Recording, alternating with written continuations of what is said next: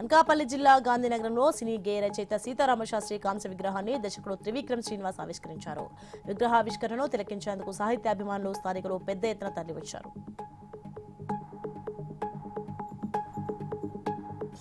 చేనేత వస్త్రాలపై జీఎస్టీని రద్దు చేయాలని మాజీ ఎంపీ సంజీవ్ కుమార్ డిమాండ్ చేశారు. చేనేత సహకార సంఘాలకు ప్రభుత్వం చెల్లించవలసిన 203 కోట్ల రూపాయలు బకాయిలను వెంటనే చెల్లించాలని డిమాండ్ చేశారు. కాకినాడలో జరిగిన ఆల్ ఇండియా వీవర్స్ ఫెడరేషన్ కార్యక్రమంలో చేనేత రంగ సమస్యలపై డిక్లరేషన్ను విడుదల చేశారు.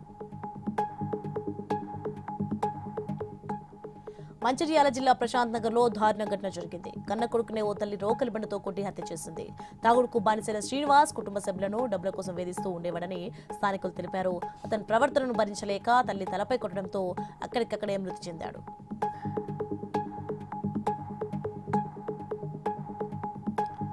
కొండగట్టు ఆంజనేయ స్వామిని వికలాంగులు, వృద్ధులు సులభంగా దర్శించుకునేందుకు అధికారులు ప్రత్యేక ఏర్పాట్లు చేశారు. వాహన పూజా స్టాండ్ నుంచి ఆలయం వరకు వెళ్లేందుకు వేన్సా ఫౌండేషన్, వేన్సా ఇన్ఫ్రాస్ట్రక్చర్స్ తరపున 4,50,000 విలువైన ఎలక్ట్రిక్ వాహనాన్ని డొనేషన్ గా అందించినట్లు ఆలయ అధికారులు తెలిపారు.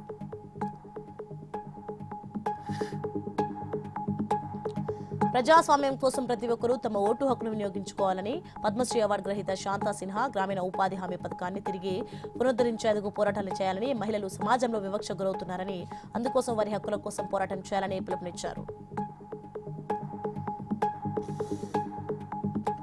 భూపాలపల్లి మున్సిపాలిటీ ఎన్నికల్లో ఓట్లు దండుకోవడానికి ప్రతిపక్ష నాయకులు నోటికొచ్చినట్లు మాట్లాడుతున్నారని ఎమ్మెల్యే గండ్ర సత్యనారాయణరావు తెలిపారు.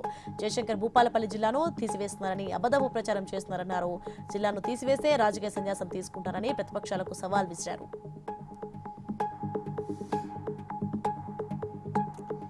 మంత్రి నారాయణ చొరవతో కువైట్ నుంచి ఇండియాకు షెహనాజ్ భౌతిక కాయం వచ్చింది. సొంత ఖర్చులతో స్వదేశానికి రప్పించారు.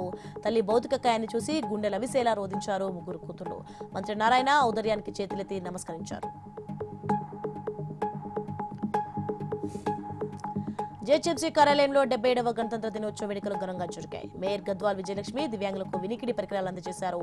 అనంతరం స్వయం ఉపాధి పథకం కింద మహిళలకు 3,07,00,000 అందజేశారు. గుంటూరు టీడీపీ కార్యాలయంలో గణతంత్ర వేడుకలు ఘనంగా జరిగాయి. జిల్లా అధ్యక్షులు పిల్లి మాణిక్యరావు జాతీయ జెండాను ఆవిష్కరించి రాజ్యాంగానికి అనుగుణంగా ప్రజలందరూ నడుచుకోవాలని సూచించారు. నిర్మల్ జిల్లా ఖానాపూర్లో 77వ గణతంత్ర దినోత్సవం సందర్భంగా భారీ ర్యాలీ చేపట్టారు. జాతీయ జెండాలు పట్టుకుని 5 కిలోమీటర్ల పరుగు పందెం నిర్వహించారు. ప్రతి ఒక్కరూ ఖచ్చితంగా తమ ఓటు హక్కు వినియోగించుకోవాలని నినాదాలు చేశారు.